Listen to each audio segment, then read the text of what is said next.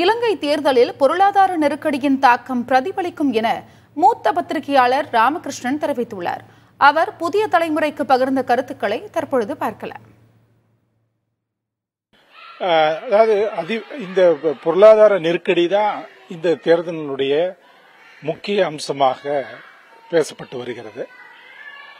அதுல பாத்தீங்கன்னா இந்த பொருளாதார நெருக்கடியே இந்த அவங்க என்ன நினைக்கிறாங்கன்னா ஒரு பெரும் அதாவது ஒரு பரவலாக ஒரு கருத்து இருக்கு.